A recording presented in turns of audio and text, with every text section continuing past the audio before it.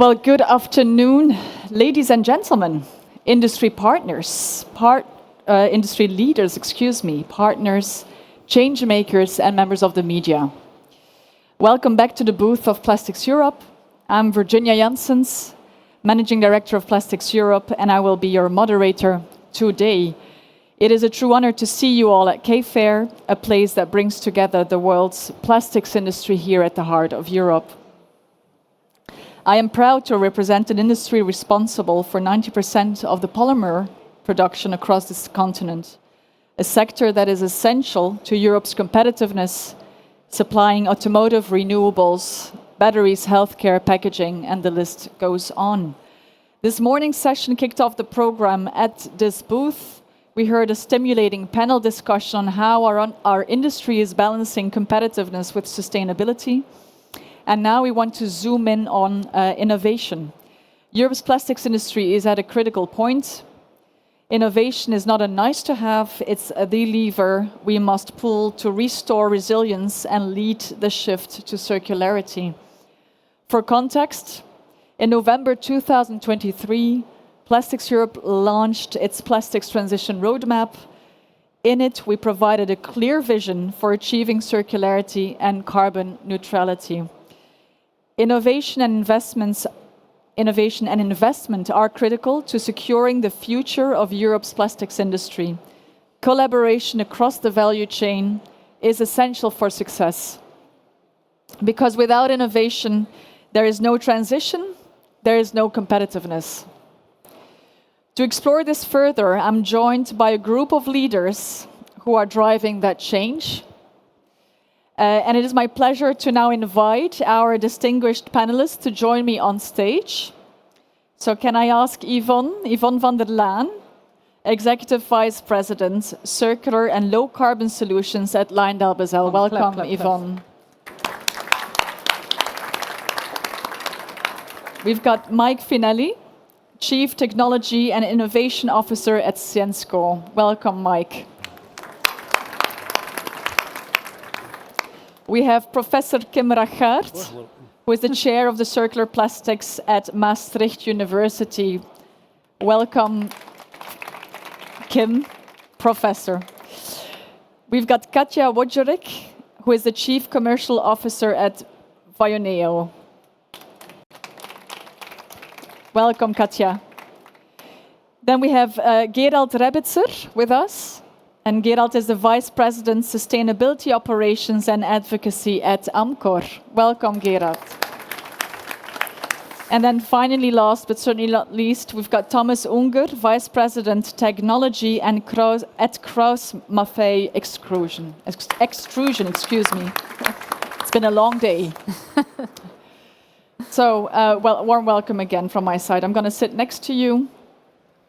And let's just kick off the discussion, if that's all okay for you. Very good. I have a first question, and that is on innovation, of course. How can European plastics innovation strengthen industrial resilience and accelerate the transition to circularity?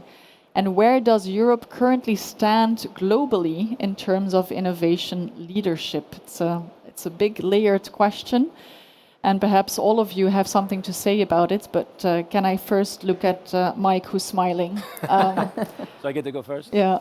So I think, let me try to answer the question in reverse, right? Yeah. So where do I see Europe today with innovation, right?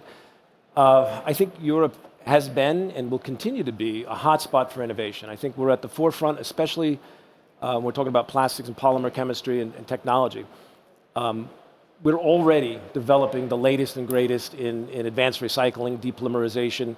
When you're talking about circularity, we're also developing bio-based polymers and materials, even using biotechnology to use microorganisms to do chemistry, to build feedstocks to make additional polymers. So I think this is a great place to do innovation. There's a great ecosystem here in Europe. We've got great scientists, top of the minds in the world.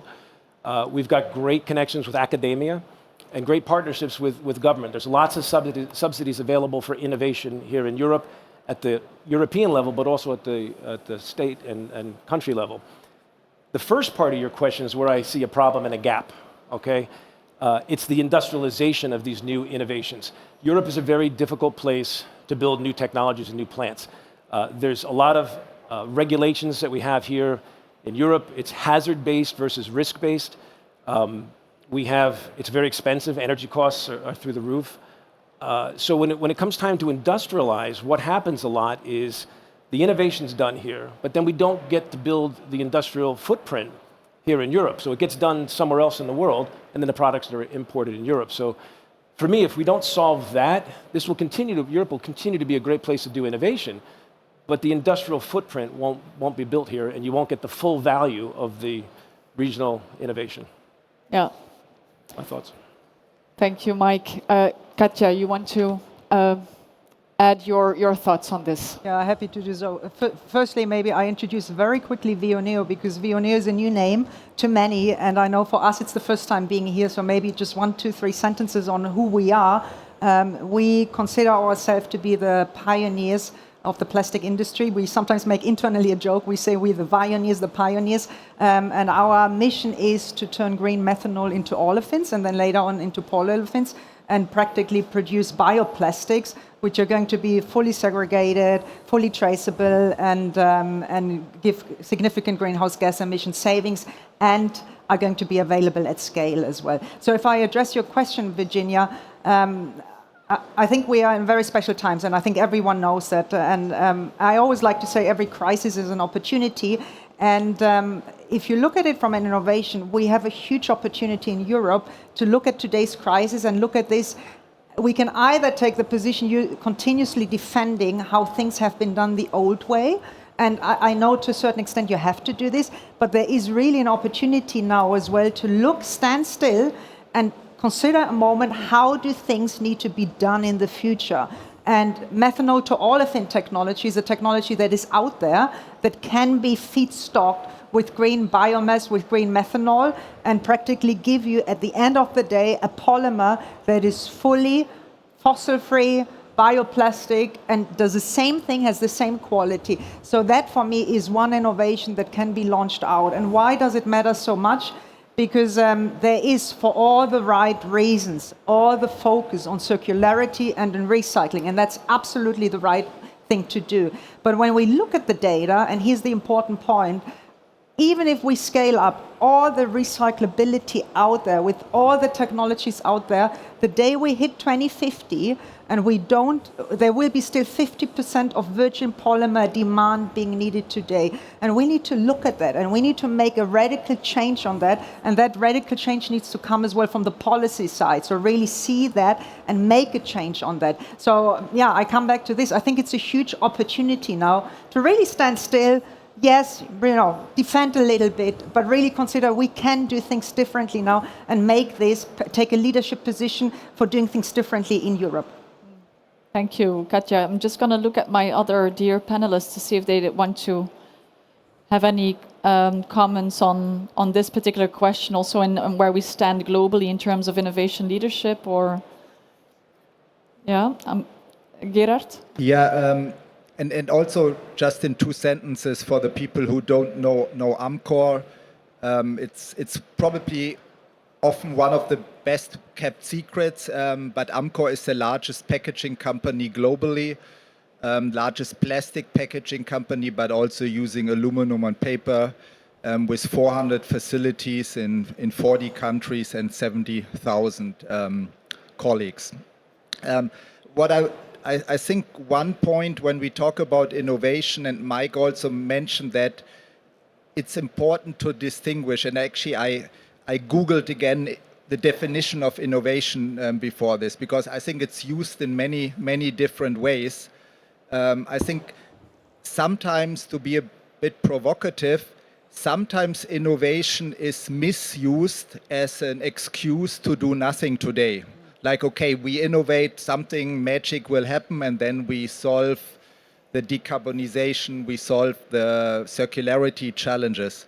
And so I think there we have to, and basically the definition is really to implement solutions and scale them up. It's not coming up with necessarily a brand new idea, because in the end, most, at least scalable solutions are not not brand new from a scientific point of view, but it's putting them to work. And if we talk about the challenges, if we want to achieve very high relevant recycling rates in 10 years, that will not be enabled by a technology that doesn't exist today. So I think really focusing on that. I think at least in packaging, Europe is quite well positioned from our perspective. It's, we work with universities in all parts of the world. It's a bit more decentralized. Probably it's obviously also not so investment heavy like in petrochemicals.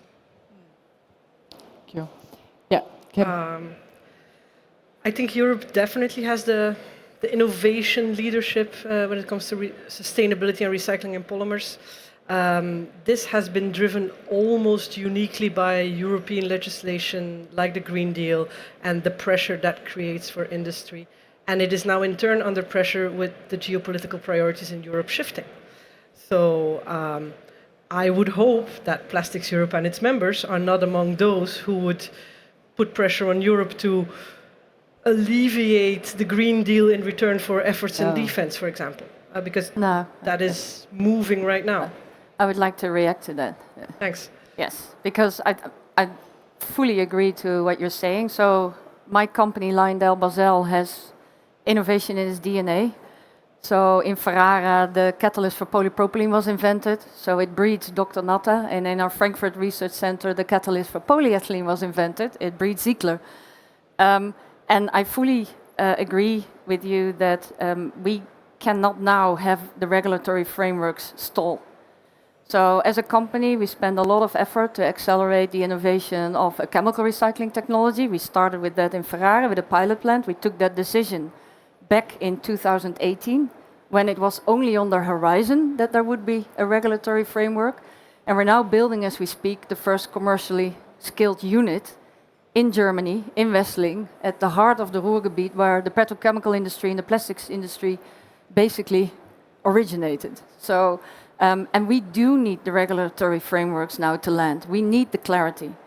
We need the clarity that our first MoReTec unit is de-risked and will have not just the demand regulation for it with recycled content, but more importantly, it has the regulation for that acknowledges chemical recycling with the rules of mass balancing, so that more of these investments can take place at scale. Innovation at an early seed money level is easy. But the Death Valley is getting it to commercial scale. And I think that's where Europe has an opportunity to be a leader and to make sure that the scalability will work and regain back some of that competitiveness that we lost over the past decades because we don't have cheap access to ethane feedstock. We have high energy prices.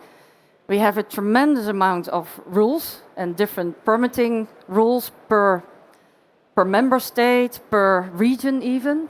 So if we want to make sure that this is successful and can successfully integrate both in existing but also in combination with new routes, I think this is where Europe can make the difference again and do it in a way of scalability. Absolutely, and the window is now. Yeah. If we let it die now, it's gone. Yeah, Kim, I think you should have been here for our first panel. I mean, it was it was full on, and I think you've got your answer as well from one of our esteemed members of Plastics Europe. We're not there to quit, but with the can-do attitude. But there's some urgent action needed from the policy sides as well to help us overcome our challenges. Yeah, and Yvonne, you already hinted at some of the key elements undermining Europeans' competitiveness or our competitiveness today, and how they affect the business case, right, for investing in innovation within Europe. Is there anything you want to add to that? No, I think we cannot repeat enough how difficult it is if you are in industry and value chains that are high temperature intensive. Yeah. And even the route that Katja is talking about, it will still be energy intensive. So the access to competitive energy and preferable lots of green energy competitive is important to do that. Today, that's a challenge. Regulatory unclarity for the longer term is a challenge. So we're all part of companies. We invest not for just the next 2 years. So we invest in assets that are going to be around, hopefully, for decades. So we need really to get the clarity, and we really need it that Europe becomes again one market in that effect. So if I think, for example, about the EPR landscape, which is the extended producer responsibility schemes that have been the first in Europe, and they're around for 30 years, and plastics is part of that, also by regulation. Unfortunately, the EPR system in any EU member country you can think of is different, which makes it very complicated for our customers and the brand owners to figure out what effects it will have and how it can actually stimulate the right circulation. So the regulatory clarity, the harmonization of it, energy are extremely important for this. No, I think that's very clear. Thomas, you want to come in here? Yes. Generally, we have a lot of... maybe I will start with one topic because it's important to add something for innovation. I think in the last 5 to 10 years, especially in Europe, a lot of innovations were driven by the companies, by themselves. So everyone tried to find their way, what they think will be the best in the next 5 to 10 years. And basically that's not wrong. But I think to make a solution for the whole loop, we need to work together. Yeah? And this also means that maybe also governments, but also NGOs, need also a bit to describe the way forward. Yeah? I mean, we have a lot of regulations, we told already, but no clear structured way how and should companies, or what should they fulfill finally. Yeah? I mean, based on technology, we currently work on mechanical recycling, on physical recycling and chemical recycling, and nearly all the material supply manufacturers work on their own strategy, what's the best way for chemical recycling. So a lot of money and efforts currently go in different R&D topics, innovations, but I'm pretty sure that only a few of them will really make the breakthrough. And then we have the problem when we have a lot of R&D costs, but very less willingness to make the operational model then to scale up, and people, especially in Europe, or companies don't want to really invest now in big lines. You have a problem. You have a lot of R&D spendings at the moment for innovations, but on the other hand, a lot of real money taken in the hand to invest in chemical recycling plants, like for example LyondellBasell did already. Yeah? But this on a very small scale level, which will never help us to reach the goals to 2050. Yeah? And this is, I think, a problem we need to work together from starting of the raw materials, manufacturers of machines, end users, and only then we can really close the loop and solve the problem. If everyone did it by itself or himself, it will not work. Fully agree. This cannot be solved by just one company. Yes. And it requires corporations across the value chain. And to be honest, as a petrochemical company, we were not very much used to that. So it's very much getting out of your comfort zone all of a sudden to reach out to waste management companies or EPRs and form joint ventures with them. It requires some guts. And it requires a lot of convincing to a board that for a stock-listed New York company. So when we took the investment decision for Mortec, for the 50 kiloton plant, that was November 23, and I was absolutely convinced the PPWR would land early 24. And it landed only early this year, and we still need to land the Single-Use Packaging Directive Implementing Act. So it's tough, and it requires courage, and some companies need to take the lead in reaching out and forming these ecosystems, because they're complex, and we need to figure out who can take what risk, who can de-risk what best. And part of that is also the cooperation with the public sector of that, not just the private sector. So we need it all. We discussed this morning as well, and there was this element of sharing the risk, and the co-accountability, sharing the risk and sharing the solutions. And can I ask then, because we have been saying this for quite some years now as well, for circular economy, for the innovation to really kick off, you need to work together in the value chain with policymakers. Have you seen changes in that, intensifying in the good direction? Or are you saying, well, actually, Virginia, we're in the last years at a standstill, this is not really kicking off? Can I just dig a bit deeper there in terms of what your experience is? I can reference a bit. I have to say, listening a little bit to the conversation, there was an element of me feeling like we've been talking about this for quite some time. And I think that is already the key problem, because we're talking and talking, but actions need to happen. And I heard that actually in the morning, that was a discussion around the risk taking. To really make radical change, transformation, innovation, someone at the end of the day in our industry, you mentioned that before, needs to take a lot of capital and money into their hands. I mean, we are, just to give you a reference, the project we're talking here, what we want to do is a 1.5 billion investment. So we're working together with other people, because obviously you cannot do that alone. You need a strong investor behind, who I can talk a lot around that as well, because that's an investor coming from the shipping industry. So innovation has a lot to do that sometimes someone comes from completely a different angle, looks at something and says, oh, we have green methanol, we're looking at this, can this solve something in the polymer or on the chemical side of it? So just a little bit of a side. But what I want to say is that for us taking that type of investment, or our investor taking that type of investor, you cannot do it alone. You need to make this whole case bankable. You need on the green methanol, on the technology, you need the book building, you need the customers behind it as well. What I have been seeing over the last couple of months and years, and also actually in the morning discussion, because our stand was quite packed with people, I had like 2-3 meetings this morning, literally. We're very interested, we want to do this, but we don't know where regulation is going, we don't have our board behind. We like that element, however, we cannot move. So I think many customers, many consumers, many brand owners, many OEMs, they want to move, but they cannot move because they are either too much in the operational business, they have the pressure from someone else, and they're really in between. So it does take a collective risk-taking, and it almost takes in every company a few crazy pioneering people that have almost like their own agenda, are free to go and take things, because otherwise, and I see this specifically in publicly traded company, if you don't have the freedom to do that, you're just going to look into the next quarter, into the next earnings result, and then we cannot move because simply the alignments. And unfortunately, there needs more, and you mentioned that as well, Kim, we need as well, specifically on the policy side, there needs to be very strong clarity, because otherwise the radical transformation is not going to happen. We'll be in a couple of years, in 3 years, with the same composition, maybe different people talking the same thing. Thank you, Katja. But yeah, just on the collaboration thing, if you could dig a bit deeper. On your question, do we see good example?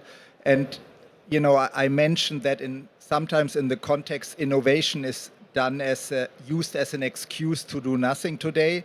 Collaboration is sometimes used in the same way. So it's let's say, because you can all go together. Yeah, we all talk about it, and I know we are here also with an industry association, but I would say the old type of industry association, who wants to bring everybody along, who wants to make everybody happy, is not working in that context. You need to align on a certain goal and target, and then work with those who have the same purpose, the same goals, and basically those who want to stick to the status quo, they should be left alone. They can do something else. And one example from the packaging industry, I think, which is quite a success model, is the C-Flex, circular economy for flexible packaging, where it's about creating circularity for flexible packaging.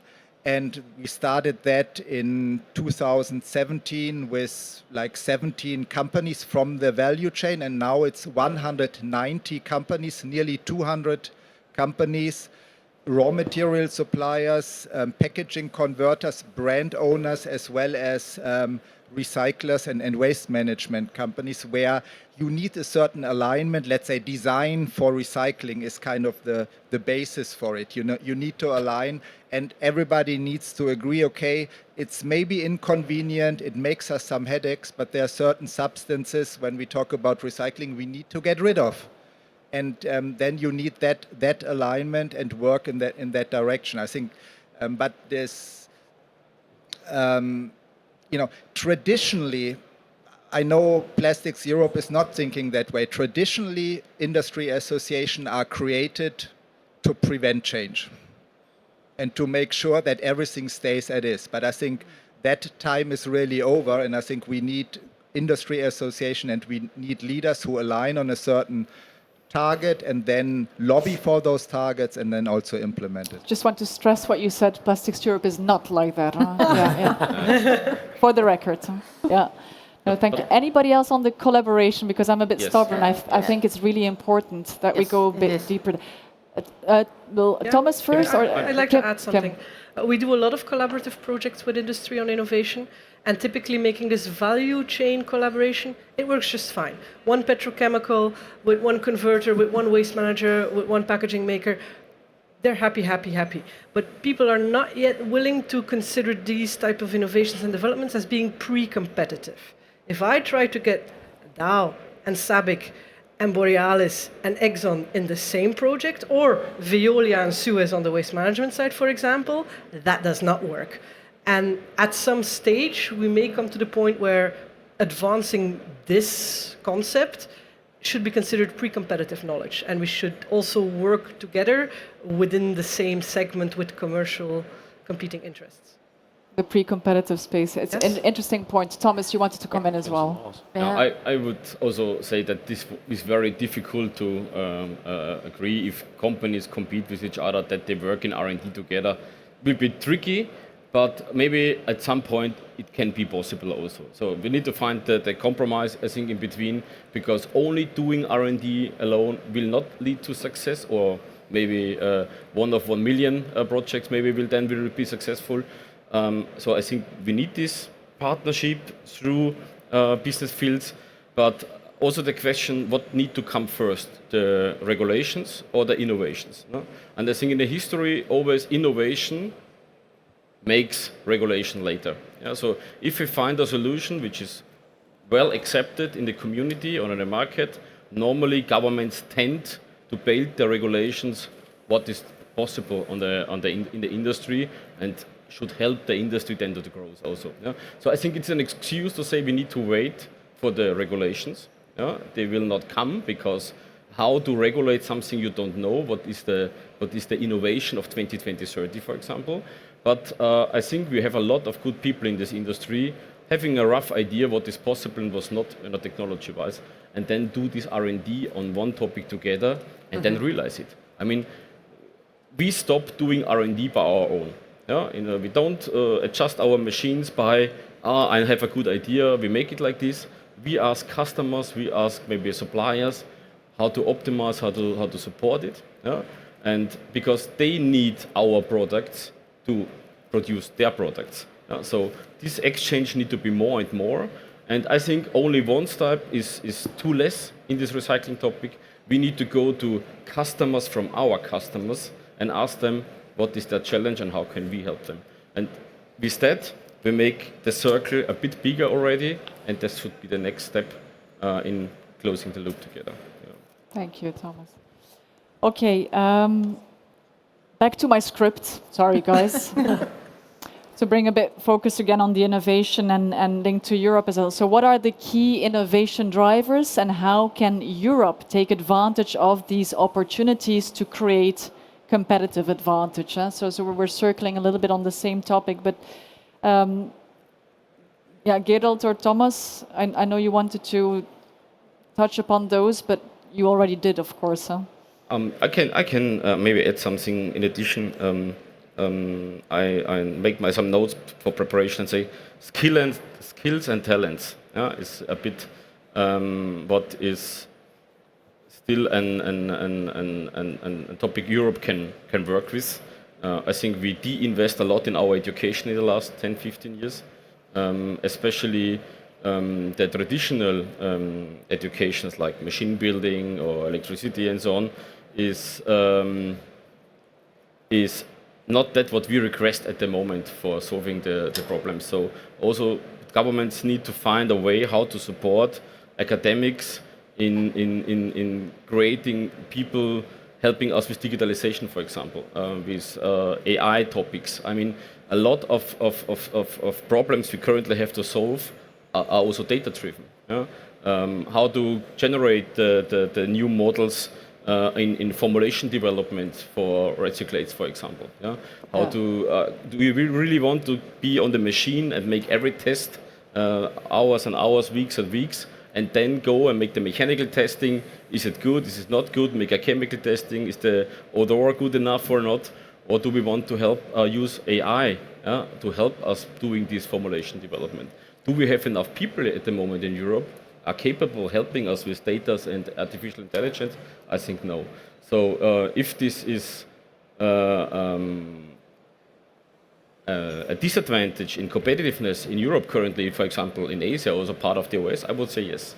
So if we want to be more competitive also in the future, we also need to invest in our universities and our schools to train people and young talents to help us solve these problems. I'm sure Kim has an opinion on that. Yes, give me your money. No, but it's a really good point, and sadly, when relatively right-wing populist governments take office, one of the first sectors to get defunded is education. So there is a wave sweeping across Europe of these type of governments being elected, which means systematically in the Netherlands, the university funding has been dramatically cut.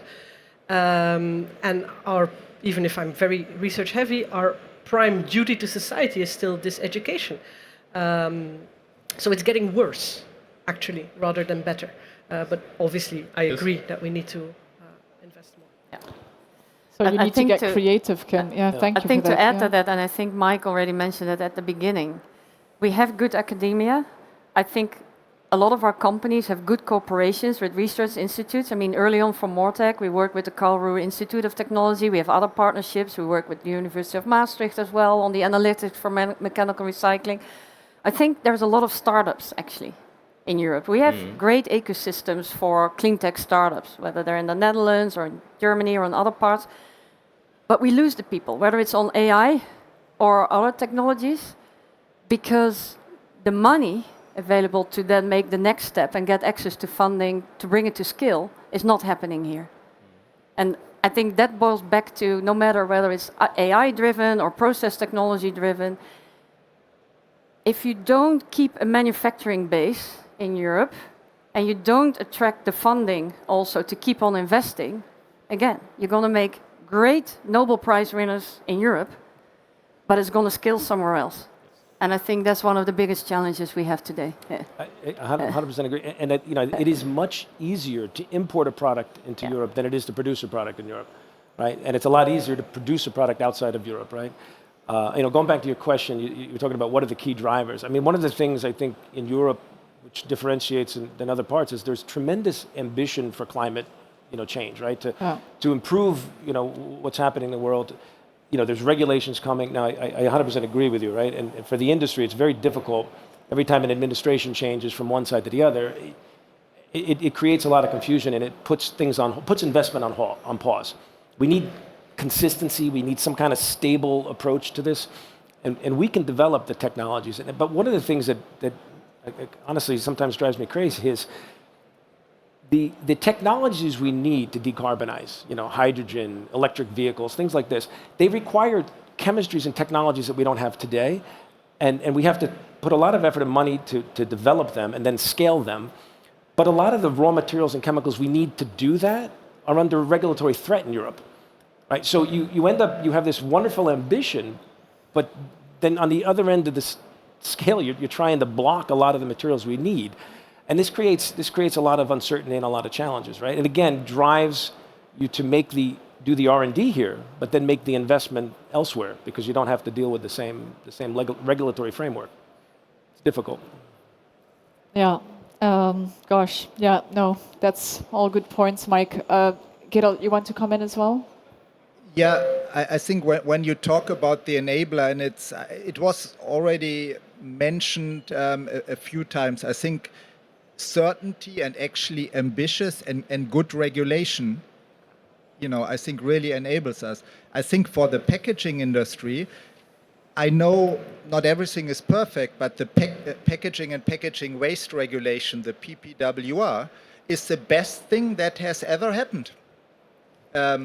Completely, it puts some challenges, but then it provides some clarity, what needs to happen. And I would actually, there is a point where then, and you also see that what Kim mentioned from certain governments, then the tendency is kind of to pull back, to reversing.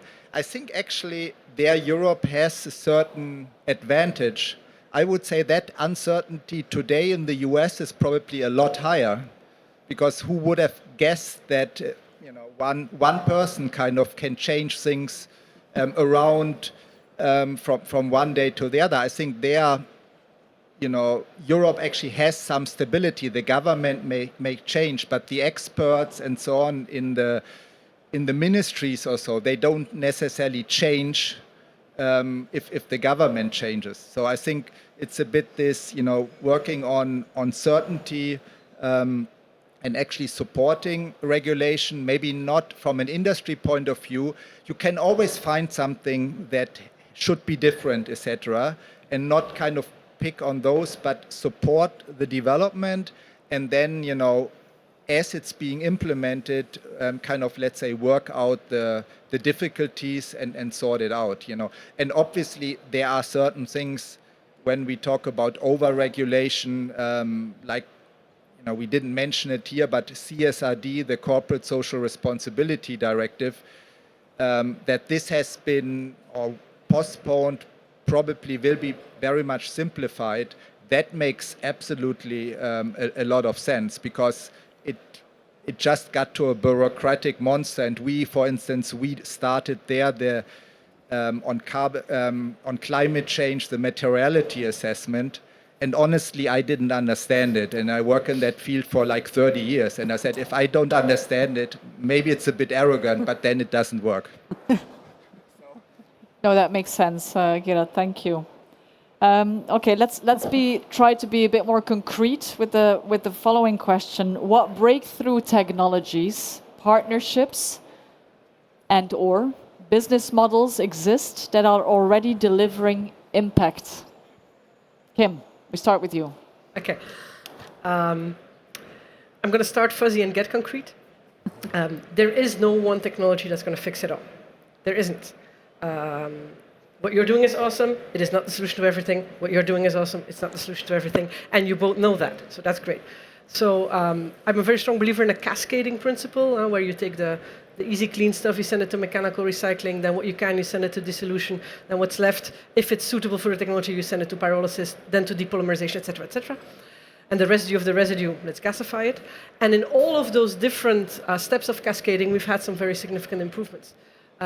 Even in conventional mechanical recycling, filtration and degassing is at a level which it has never been before. We've made significant steps in solvent-based recycling in the past 10 years. A decade ago, it was, in the lab, and now it's out there. There's plants being built. I think pyrolysis is finally getting robust enough that companies are building those plants. Depolymerization is kicking off for polyester. So there's a lot of dispersed innovation which is now coming together potentially in a systemic cascade. If we can respect that cascade, and if I for one feel that pyrolysis is extremely suitable for mixed polyolefins. If we have beautiful polyethylene, please give it to the mechanical recyclers. Fully agree. So, voila, and if we can keep that divide, then we might be onto something.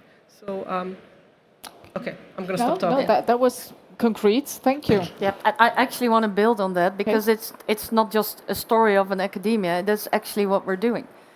So the philosophy of looking at the different plastic waste streams and look at what is more suitable for which technology, instead of just saying there is this one solution for all. It's not. Whether it's on the circular economy or the further decarbonization. There are no silver bullets.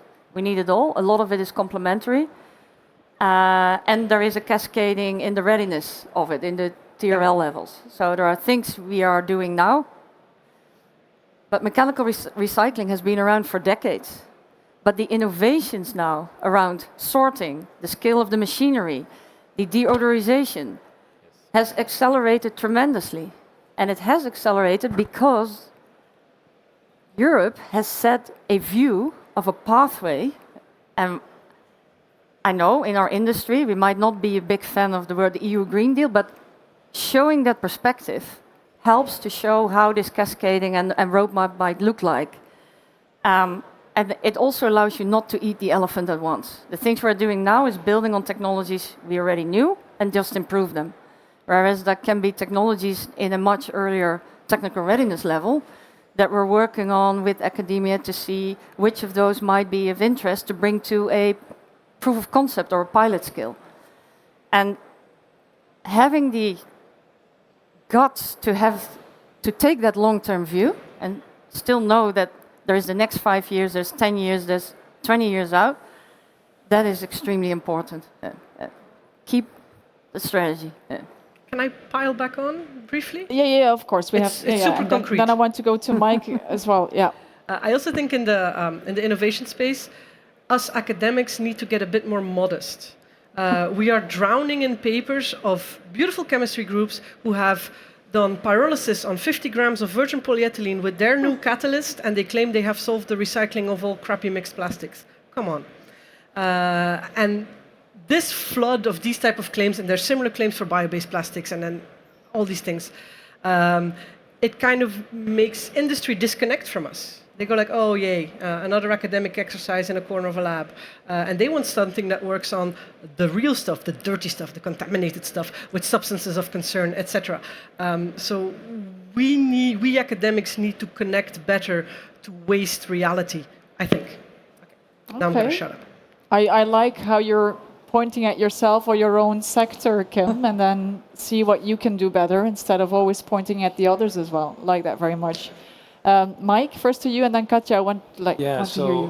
So specifics. We could talk about, so to me, I mean, a specific technology, but it's a broad technology that I think could go well beyond just innovation. But where we're using this right now in a concrete way in innovation is AI. And I don't mean historical, machine learning. We've been doing that for 10 years. But the new, generative AI, agentic AI, this is changing the game for research.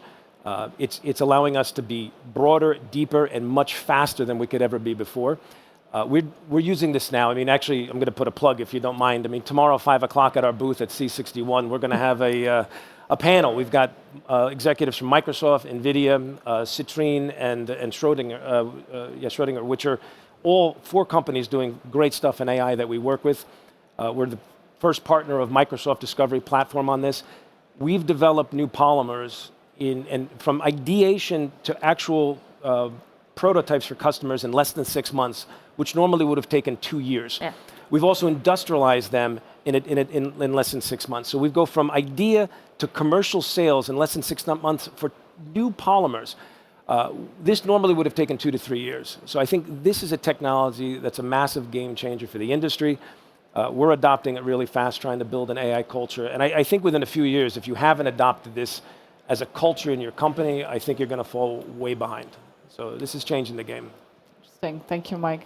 Yeah, Katja, you want to make a bit of a link on scalability and breakthrough technologies. We often think it needs to be something breakthrough, innovative, something completely novel that you've never seen. But many times there's a technology actually somewhere on your drawer and you haven't taken it out, or there's even a patent sitting. We all have that in the companies. And let me take you through again. I mentioned that at the beginning, but I think I mentioned it too quickly, because Vioneo, our investor, for those of you who are not so much aware of that, is A.P. Møller Holding, and it's a holding company that among many 17 different companies, one of the most ownerships they have, biggest one is Maersk. So Maersk, I think everyone knows who they are. That's a big shipping company. And what do you do if you're in shipping? You know that you have an issue with CO2. So they have been years ago already starting to look into, among other many different solutions on how to reduce their emissions, they started to look into green methanol. So I want to take this a bit of an example of breakthrough innovation, more like innovation collaboration. So here comes the shipping industry saying, well, hang on, what else can we do if we are unlocking so much green methanol in the future open market? What else can we do with green methanol rather than burning it on the ships? There's a technology that is already out there for decades, methanol to olefin. It runs in several countries. There's a lot of MTO plants. They just don't run on green methanol, they run on coal.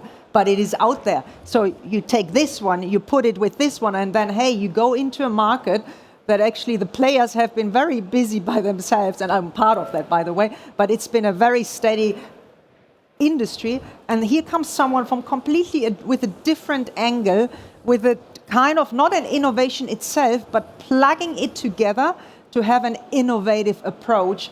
and then be able, and that's where I take a lot of pride in, to be able to do that at scale. Because I was sitting many times, and I've been sitting in so many rooms in my pre lives where when you were kind of saying, well, it can be done different, there's different solutions out there, and we know we need all type of solutions, but we should get away from fossil. We need to find different ways on how to produce. So many times I've heard, oh, forget it, this is never going to scale, this is not going to happen, forget it. And not only from academia, trust me, as well when you sit in the industry. But our solution is one of the ones, among others, that can scale. So I want to connect that a little bit. So collaboration doesn't mean just in our sectors that we know. It can be someone from completely a different angle. That at the end is innovation, that you have people with a very different mindset getting together. And yeah, that's the shipping looking into green energy, looking then into MTO, and then ending up here on the chemical side, on the chemistry side. Thank you, Katja. And it's just a reminder, again, on the collaboration. I think it's on all of us to identify exactly what we mean with that word, collaboration, and to make it so as concrete as possible, because we don't want it to be off-putting if we just stay at the high level on collaboration. I was just looking at Thomas. Is there anything you would like to add from the machinery point of view in terms of concrete breakthroughs, or that you would like to? Yes, I would love to. A few years ago, a lot of people think what to do with polyurethane, for example. A material which is used in refrigerators, for example, based on polyol, diol, isocyanate. How to recycle it? Most of the solutions were burn it, which is honestly no solution.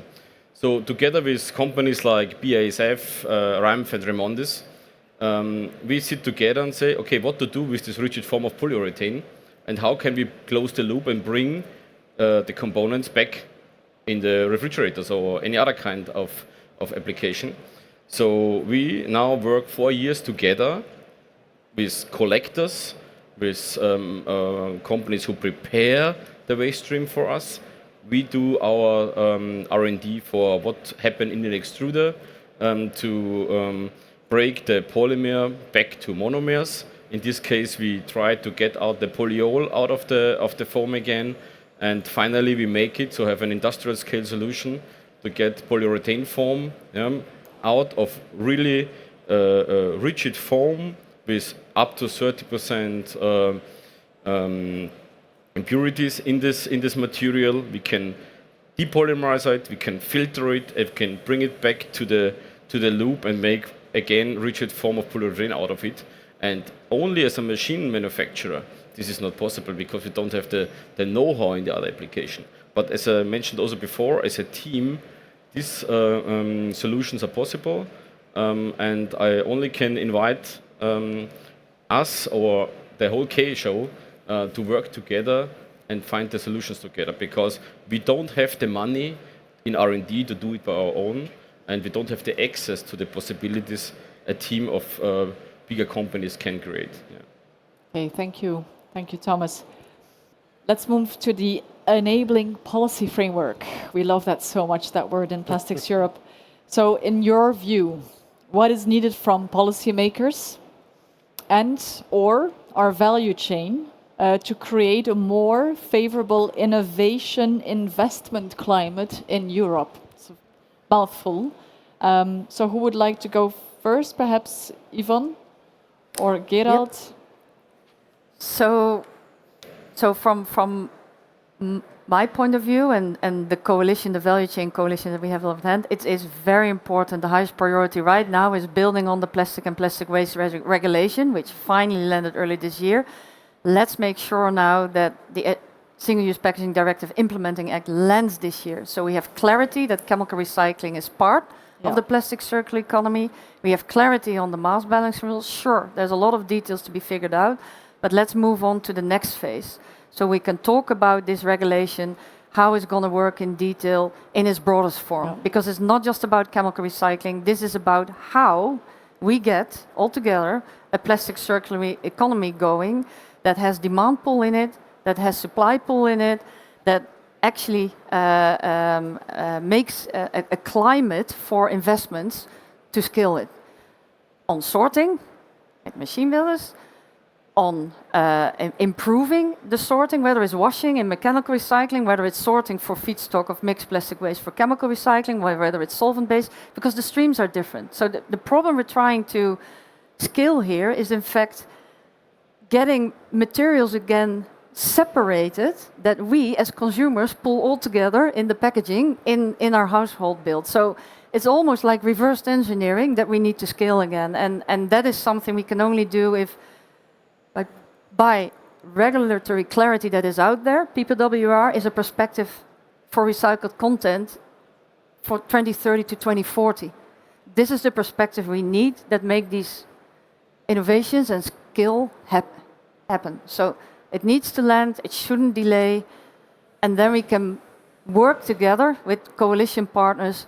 How can we improve it so that the investments keep on coming? And it's not just our Mortec 1 or somebody else's first bio-based methanol to olefins plant, and it remains one of a kind because it cannot be scaled as a system. Right. Yeah. We have to land it. Yeah. Again, Kim, this should be a reassurance. We're still supportive of that legislative framework, that only will help us. It's one of our key assets in Europe to help drive that big, huge transition. Gerald, you want to comment? Mike, I see you're next, but first Gerald, perhaps? Yeah, I think Yvonne said it very well. Again, reiterating, we need that this certainty for the investment. What I would just point on, it should not, because when we talk about innovation, people think about fancy, high-tech innovation. When we talk specifically about plastic waste, for instance, the biggest challenge is simply collection and sorting. And to also deal, let's say, with the dirty, simple stuff. And there is no magic bullet that can solve that. It has to be done. It costs money, like probably 70% or more of the cost when you look at collection, sorting, and recycling is in collection and sorting. So I think also to engage on those topics, support systems, EPR, extended producer responsibility, what was mentioned before. We also have very, very good systems, I believe. In Belgium, FOS Plus is generally seen as a role model. It's not cheap. It's like, let's say, between 500 euros and 2,000 euros per ton of material that is recyclable. It's 4,000 euros per ton of plastic that is unrecyclable. That drives it, and that puts money in the system. And the brand owners who are actually paying those are in the meantime very much behind this if they see that the material is actually coming back, not if it's in the end incinerated and it's just a fee putting into the system. And I think the challenge with specifically the plastics industry is so far that it's not really an integrated industry. And not so long ago, the virgin polymer producers were kind of fighting the recyclers. They saw it as a competition. So I think now that is changing. We have companies seeing that as an integrated industry. But if we look at, again, I'm coming from packaging, the other materials, if you look at metal, steel, glass, paper, it's an integrated industry. They don't really have a recycling industry and a virgin industry. They use the best raw materials. And the example of aluminum, for instance, around 75% of all the aluminum that was ever produced for the last 150 years is still in use. It's in the system somewhere. It might be in stock somewhere, but it's not dissipated. And I think that's a good example. And the plastics industry also needs to get there, but then it also needs this investment and this commitment into, first we need to get the material back. And maybe last point, I mentioned FOS Plus, the Packaging Recovery Organization in Belgium.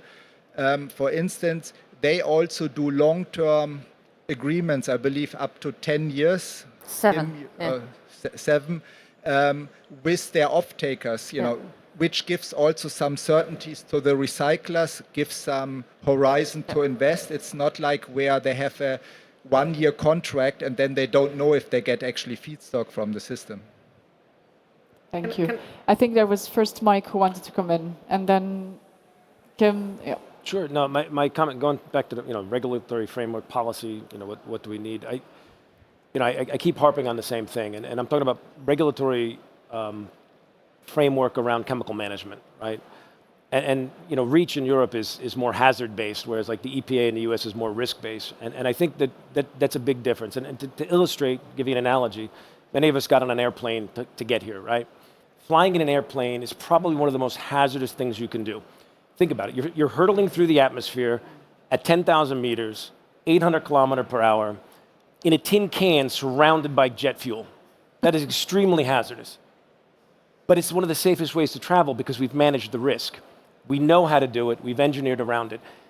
Chemicals use is similar, right? We have hazardous materials. We put them together and make very safe polymers.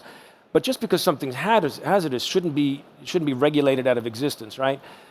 As long as we know how to manage it, we know how to protect our people, protect the environment, there's ways to put regulation in place to protect that and make sure that happens. But just approaching something because it's a hazardous material it adds a lot of cost, it adds a lot of challenges, and actually blocks innovation and blocks industrialization. Okay, thank you. Kim, you wanted to come in? Yeah, I wanted to comment on the sorting aspect. So if you really look at costs, sorting, especially when compared to washing, is actually not that expensive because it's hyper efficient. But you come to a conflict of granularity of sorting versus critical mass.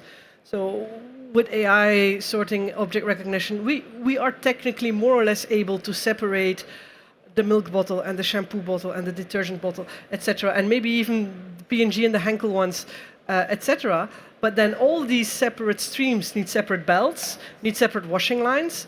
That incurs a lot of costs, while the volumes get smaller. So the pro ton cost, it escalates. So there is somewhere a middle ground there, which we need to which I agree we haven't found yet, but it's not endless. Sorry, I felt obliged. No, it's okay. Anybody else on the value chain or policy? I would like to add a bit on the policy side, because I think we heard it through several key ones. The key one is clarity. I mean, so many times when I get out of, because clarity for everyone, so many times I get briefed on something and I sit with my colleague on policy affairs and I say, I don't get that, explain that again. And then try to go when you try to raise funding and you go into a big CapEx project like we us, explain it, because at the end when you do banking and financing, it's de-risking a mega project. Try to explain then to them what you think is going to happen, how this is going to look. So clarity is highly, highly important for major investments. But I want to drop in now or throw in, because wherever I go, there is, for all the right reasons, a lot of talks around chemical recycling, all the recycling part, because we do know, I mean, it's recycling, reducing, reusing, recycle is highly critical. But let me highlight again that there was a systemic report that came out, and I think you were partly as well part of that, and that it came out with a very shocking number, which I had to literally read a few times. Are you sure about that?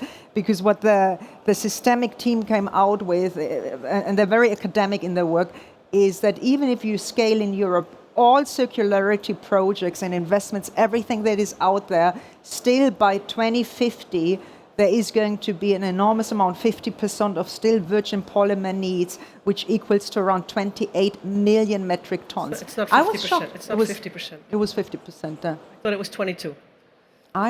Which report are we talking about? It was 50%. The reshaping plastics, because that was the precursor to Plastics Europe roadmap. It was 50%, I'm very sure, but I'm happy to later on take you through or give you the link. But anyhow, 28 million tons of virgin polymers. So what I want to say is, if we don't start also looking and including in the policy that it's not circularity, but it's also, and in order to get to a circular bioeconomy, to look into the climate goals and make bioplastic as part of that, and really clearly recognize as well that when a brand owner, converter uses biopolymers, that gets recognized as well. We're going to get in a couple of years, I mean, 2050 goes fast, 2030 will go fast, 2040, 2050, and we will have not solved that.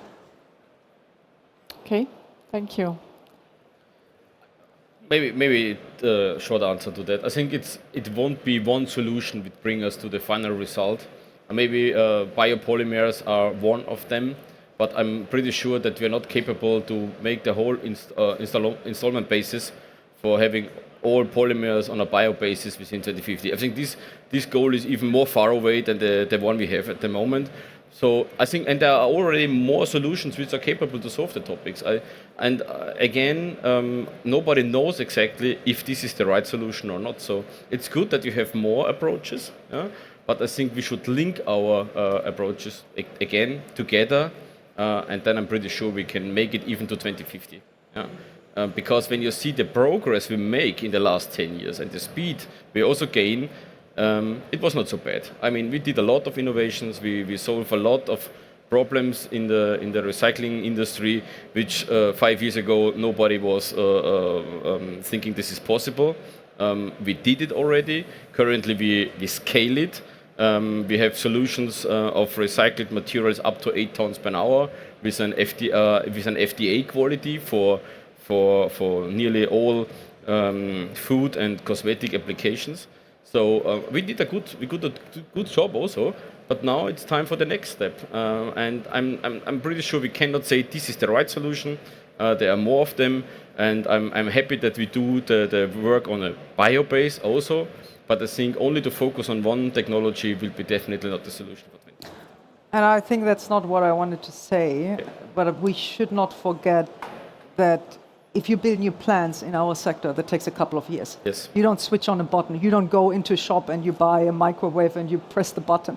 You need to really plan years ago. I mean, the project we're talking here is going to literally get product by 2029 or 2030. So it takes time. So there's certain decisions you cannot postpone. You cannot say, I'm just going to look at that in 2030 or in 2035, because you will not have them. It's going to take you a few years. Fully agree, but because of that, I think it's important to use existing industries or facilities like the virgin polymer producers. With chemical recycling, you can be the new feeds of these reactors and crackers and produce out of post-consumer recycled material, which not is capable to be mechanically recycled, put them in the reactor and create virgin-like material out of recyclates, for example. Yeah. Use the existing refineries to get in scale. The power of and it's not going to be enough. But So I don't agree. No, Disagree. but look, what I'm hearing is different solutions, different technologies, yes. Right? And I think, Katja, you were referring to reshaping plastics, which Kim was part of, and Plastics Europe as well. And based on that report of Systemic, we developed the Plastics Europe roadmap. And just to be mindful as well, we're talking about circularity and bio-based, and it's all part of our solutions, mechanical, chemical, dissolution, whatever future recycling technology is out there, but we're aiming for 65% circular plastics by 2050. That's the ambition, right? Meaning we also still need 35% virgin plastics by 2050, and so that's just also an element I want to drop in there. And how does that look like? There will be imports, of course, but we also need to make sure that we can keep some kind of competitive production in Europe as well, moving forward on the virgin side. It's something that we don't cover perhaps too much in Plastics Europe. Please, Gerald. That is a very valid discussion. I just wanted to point out, and the Reshaping Plastics report, that was very good. I think what the industry needs to do is, what did we kind of forecast or predict at that time? Where are we today? I would say forget 2050. In reality, nobody cares about 2050 in real decision making. Let's be very honest, because you need to look at 2030. Okay, the different milestones and what needs to be implemented. It's like very easy to And we also have science-based targets, for instance, for net zero 2050, but more relevant are the short-term targets for the next 5 to 10 years. Because also if those things don't happen, even if you have a magic switch in terms of decarbonization and you go to zero in 2050, basically we will be at 4 or 5 degrees warming in 80 years. Yeah. So I think it's also that focus, this is it's very easy to align on a vision, but much more difficult to align on concrete actions, for the next years. And I think that's what we need. Which, for the record, which we did as well in the roadmap. So it's not only the vision, which we also need. So I care about the vision. And also in terms of investments and innovations, we need to talk about 10, 20, 30 years, right? But then we've got intermediate milestones as well, and the short-term actions, Gerald. So it's all in there, right? Which we are also bringing with us to the policymakers, right? That's the vision, and this is how to do it in the short, medium, long term. This is what we need to do. This is what our value chain partners need to do if they subscribe to the same ambition. And this, dear policymakers, is what you need to do now and tomorrow and in 10 years' time. So hopefully we can still be on time to get that vision through, right? So I just wanted to make sure that was understood by the audience. It's more, in that debate, I always have to think about nuclear fusion. Yeah. When I went to high school, nuclear fusion was like 20 years away.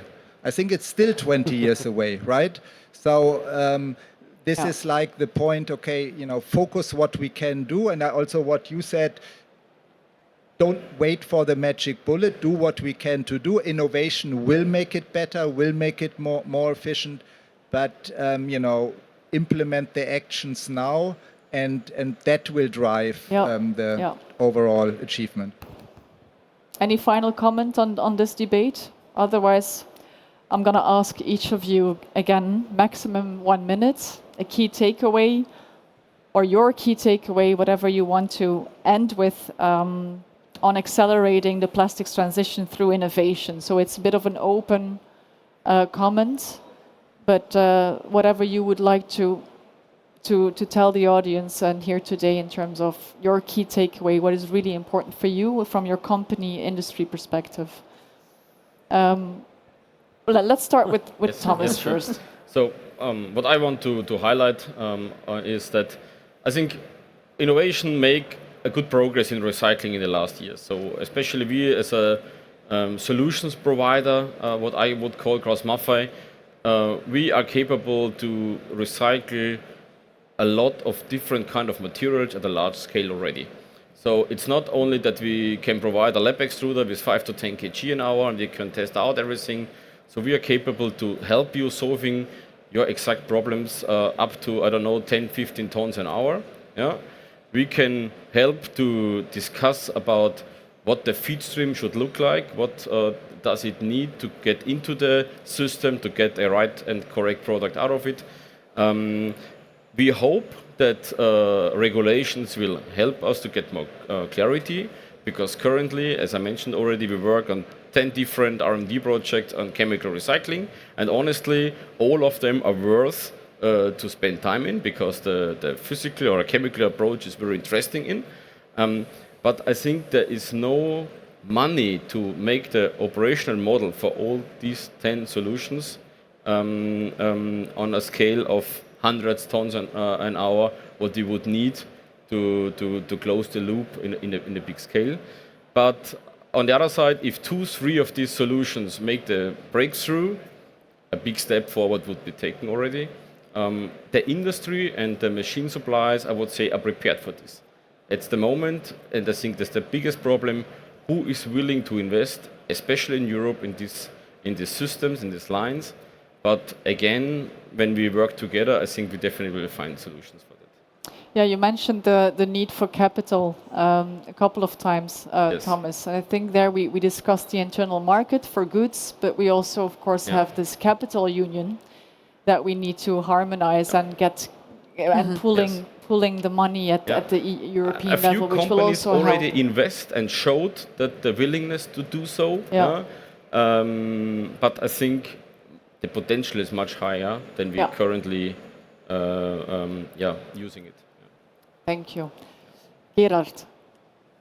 Yeah, if we talk about takeaways, I think I see that there is really broad alignment here on the stage. The theme of clarity, certainty, and actually working with the regulation and shaping the regulation. And I think that's that probably needs to be communicated a bit better from all parts in the value chain, also to the policymakers, because there is still a bit this, okay, they want to change this. There's still a lot of, let's say, defensiveness everywhere when there's, let's say, new regulation. But, to embrace this, to support this, and I think then there's a much higher chances also to gain some trust and, get that certainty, I think that we all need and want. Thank you. There is defensiveness, but there is indeed the willingness and the coalition of the willing as well that are pushing through. So, okay, thank you. I would say my key takeaway is there was a lot of alignment, but there was sometimes not alignment, and that's a good thing, because for me, a real dialogue only lives when you're not always agreeing or you're sometimes disagreeing, and then you continue to talk. But there comes a point when the talking needs to close and you need to move into action. And I think that's where we would probably all agree, because if you continue talking and philosophizing and theorizing and you're not doing anything, trains pass by and you have done nothing. And here we are as a future potential big investment, wanting to move ahead, looking forward to get our FID, meaning our final investment decision, and start up. But we need also the regulators, we need the certainty we talked about. So from our point of view is recognizing that recycling alone will not do it. Bioplastics need to be integrated, it's important. And there's a conscious choice from our owners to bring this investment here into Europe. I got that questions, by the way, many times. Why are they doing it in Europe? Why are they doing it? It's a conscious choice, because there's a lot of belief and hope in all the elements, talents, customers, pipelines, long-term growth. There's a lot of good here as well. So I want to really leave on that note as well. There's a conscious choice for Europe, and it's an opportunity to take an innovative leadership, but we need to stop moving from this. We can disagree, but at a certain point in time, we need to start moving. Thank you for that energy. Yeah, that's great. I like this. Yeah. Thumb up. We continue. No, but we need to spell that out much more, and the positives and why we choose deliberately for Europe as well, and to get us going. Thank you, Katja. Kim? My key advice, actually more rather than takeaway from this panel, because I don't want to repeat what others have said, is if you go into new development and research, is early on start taking with you on the horizon, not just the scalability, but also the composition of real waste, not at the polymer level, but what additives are in there, not just in your product, but what other additives is it going to meet in the waste? So what is this giant cocktail of substances in waste really? And how will my technology or my innovation handle that? I think that is really important to accelerate the usefulness of innovation. Thank you. Mike? So for me, the key takeaway is pretty straightforward. AI is going to accelerate our innovation in a big, big way. I think Europe's a fantastic place to do innovation. At Syensqo, we have almost 2,000 scientists, and half of them are in Europe, and that will continue. So big investment in Europe for innovation. But Europe's missing, they're missing the opportunity on going from the pilot to the industrial scale. And if we don't get lower cost energy, if we don't have a more industry-friendly regulatory framework, Europe's going to continue to miss that opportunity, and the European innovations will be scaled outside of Europe and then imported back. So something that I think we need to change if we want Europe to have a strong economy. Thank you. Just on the point, I'll come to you, Yvonne, because sometimes I hear it as a positive, the regulatory framework, and sometimes I hear it as a negative. And I think we're all thinking of very specific legislations, right? And I think it's also on us to spell out what the positives are, right? There's and good what we need. exactly. Yeah. And not good regulation, yeah. right? Yeah. Okay, but it's just so, as we are in a crisis and we have our, it's just so important that we stick to the nuance as well, and so that we can, we don't kill all the what is it, the baby with the bathwater, or we throw it away, what is actually very good. Exactly, that's the English term. And in Syensqo, we try to, push for science-based regulation. By the way, you need regulation. Yeah. Right? You have to have regulation. But when regulation gets, we call it, regulatory overreach, when you start trying to regulate things that are not needed to be regulated, or you put restrictions and things that are so cumbersome that you just go build the product somewhere else. I agree with you. This is you have to make that choice. Do you want the investment or not? And innovation versus industrialization, it's like a 10x difference, right? I mean, if something costs 20 million to develop, you're going to spend 200 million on a new plant. Which is the investment you want? At least. Right? At least. Maybe usually much more, right? Maybe 20 times. No, very clear, Mike. Thank you. Yvonne. I just would like to finish that so the big elephant in the room of this composition is that we miss the brand owners, and that's where for plastic circularity it starts. The regulatory framework we're talking about when it's about plastic waste and plastic waste regulation starts with the brand owners and their demand pool to be able to comply. And that's why we need this clarity, because right now they're not ready to help us de-risk on longer term offtakes for these new investments. So it's a pull-through that needs to happen, and it's truly the entire value chain where it needs to happen with. So my final takeaway from this is we almost had the complete value chain, but it's actually the consumer brand owners that need to fully be part of this change, which is much more beyond just one specific technology for recycling, because it touches upon every topic that we have discussed. It's going to end up in the way that in the future we design packaging, in the way that in the future the machines need to be adjusted for it. So I think that is my final plea for what we need to make sure that we keep on doing, that dialogue includes the full value chain, and we can bring together our demands on how we want to shape the regulation to make it work for the full value chain. Because if it's going to work for only one part of the value chain, it's not going to be successful. Yeah, I can reassure you, Yvonne, as Plastics Europe, we are very much committed with our value chain, also with the brand owners. It's true, I take mental notes for in 3 years' time, maybe we'll have a circular here and have many more value chain partners to have that discussion. So it's a good point. We still have a little bit of time, and I'm just looking at the audience to see if any of... Oh, again there, a burning question. Very well. It's not on, yeah. It will switch on. Oh, yes. Yeah, thank you for this panel. It's so amazing. So my name is A1 Wang. I'm CEO of Loop CO2. I'm the US startup. We are in the Whole 5 Pavilion, US Pavilion. So my question is, because right now we create CO2-based polyester that can be easier for the mechanical recycling, and also can be doing the low temperature chemical recycling. So the automotive company in Germany want us to find a scale-up partner. They think that can be helpful for the EO end-of-life vehicle and also like a PPWR. My question here is because for US company over here, we don't have any presence. So I think we need to know more crazy people. So in Europe, is there any mentorship program or like a company can help in those innovation maybe from US and then can engage over here in Europe, maybe something to make it easier to scale up, because the crazy people know more crazy people. Any of the crazy panelists who want to... Yvonne? Yeah. I think there are these ecosystems that also for startups coming from other parts of the world help you to land in Europe on a country level. But even so, if you Google clean tech, they can provide you with a network of, I don't know if you have any specific country preferences, what ecosystem would be best fit for you in Europe. So. Okay. No. Another question of our lovely audience. Oh, there you go. Well done. Hi, good afternoon.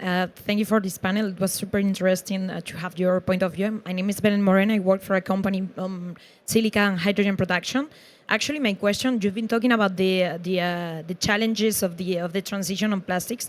I was wondering if the transition on raw materials for plastics is part of this speech, actually. Yes. Have you thought about how to improve, for example, the value chain of raw materials, how to extract them, how to transform them? Because this is actually something that my company and our vision is actually definitely linked to this transition linked to raw materials. So thank you very much. Happy to hear what you have to say. Yeah. So yeah, okay. absolutely. So when you think about raw material transition, it starts with, for very pragmatically right now, phasing out fossil naphtha with circular and bio feedstock through mass balancing. It's very pragmatic. We can do it drop in, and we leverage the existing crackers and polymer plants. On top of that, we are looking at other routes where in the future the building blocks can be produced in different routes. We had Katja here saying already biomethanol to olefins. There are gasification routes.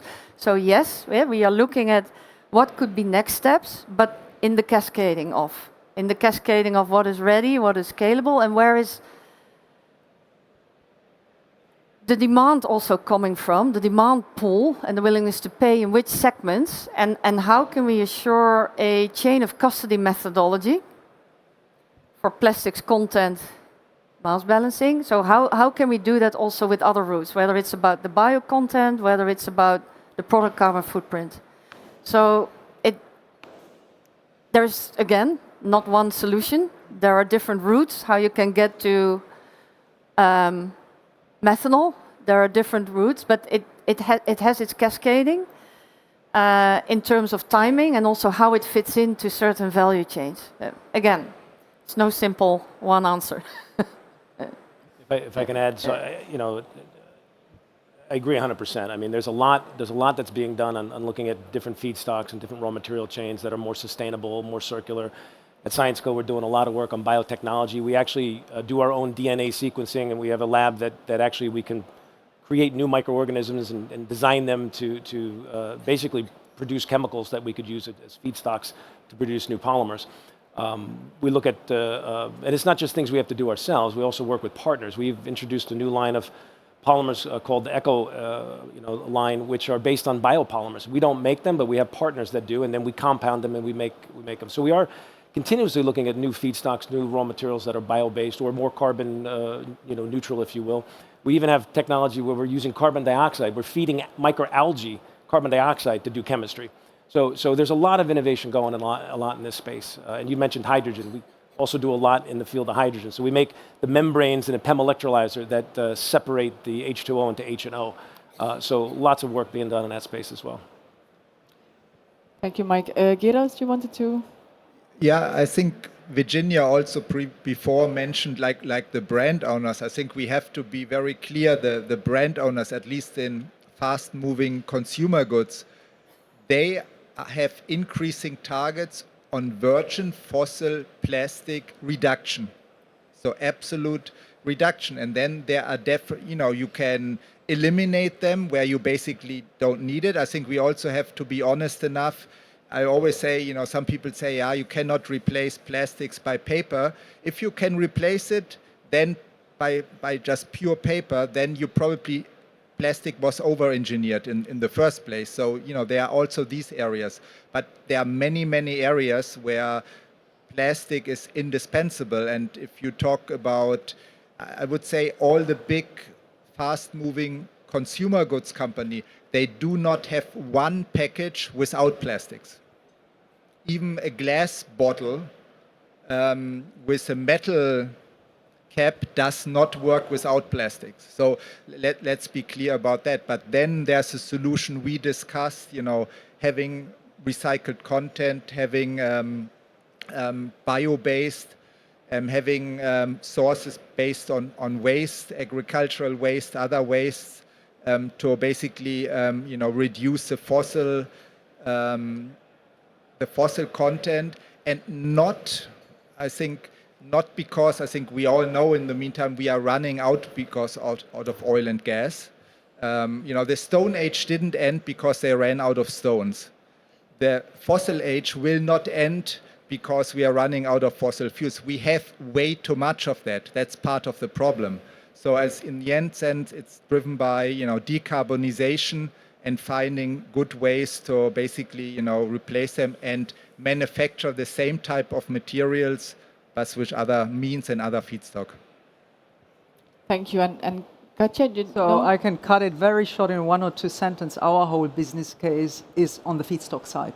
It's the big, taking a different feedstock than fossil, and that's one way. There's others way as well, because you have existing facilities and you want, so mass balancing is one, Yvonne touched on that before. But in our case, if I explain in 1 sentence, what are you guys going to do different is we're not taking a standard feedstock, oil, gas, naphtha is the standards, we're going to take a green methanol. And so it's the feedstock, the magic, yeah.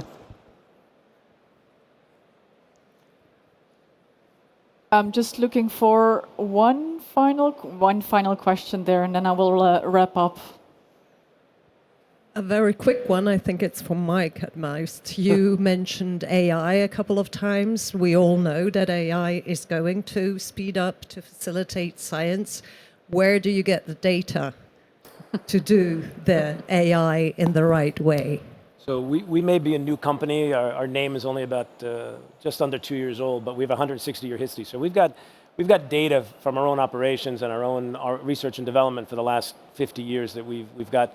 And what's nice about generative AI, with machine learning, the historical AI, you needed really structured data. It had to be pure and clean. You still need good data with Gen AI, right? So if you have bad data, you're going to get bad results.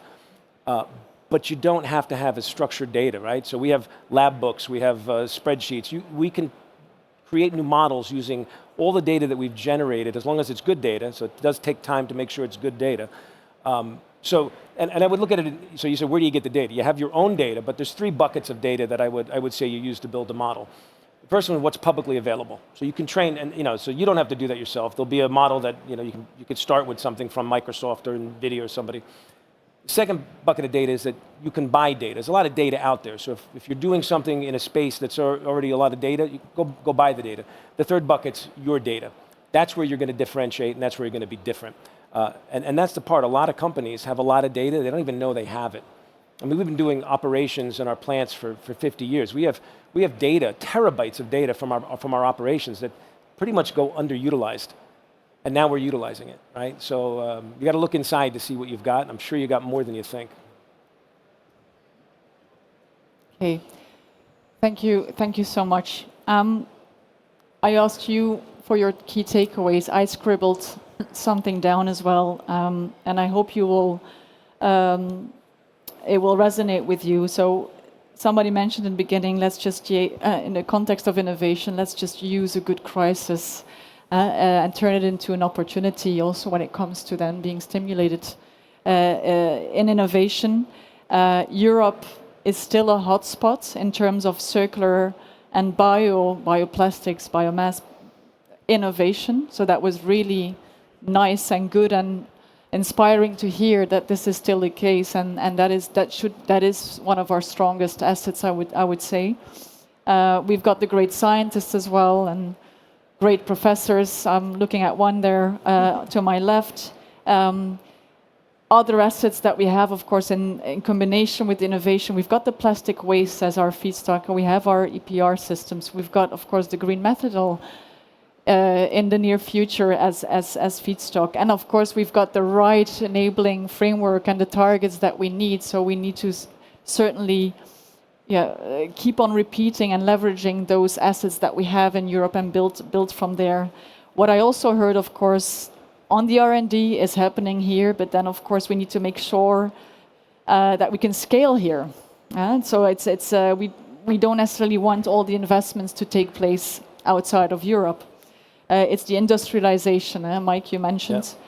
The hazard versus risk, for instance, all those elements of legislation over legislation or that are really stifling and hampering process, innovation and investments in Europe. So we need to be very mindful, and of course also Plastics Europe as an industry association needs to help industry with that in making sure we convey to the policymakers what is the right enabling policy framework, what is helping us and what is absolutely not helping us in terms of over-regulation or lack of pragmatism. And that is also something I think Mike said as well on, or Gerald, innovation, yes, but it doesn't need to necessarily be this whole new beautiful thing invented from scratch, but it's also about how we can implement ideas, the implementation of ideas, the scalability, to come back to that point. We also, the CAPEX we need, how can we also harmonize that? The legislation then, Yvonne, you mentioned we need more clarity, harmonized throughout the EU member states as well, use our internal market much more in our benefit for the free flow of goods, the scalability of our investments. We don't need each and every plant and recycling plant in each member state. We need to be able to freely circulate those goods, the secondary raw materials, and with the least administrative burden possible. The pre-competitive space as well, I liked very much, Kim, where you said we need to team up more, a real collaboration in that pre-competitive space. We're not fully there yet. How can we accelerate that? That we all chip in, that we de-risk de-risk basically by working together. AI, very promising as well in the space of innovation and boosting, accelerating our circular economy and solutions. So that looks very, very promising. And then on the skills and talent, we certainly have. I'm looking at them as well. So I think you really inspired me at least, and I think some in the audience will feel inspired as well. So I want to just thank the audience, but certainly also our panelists for a great session. Thank you.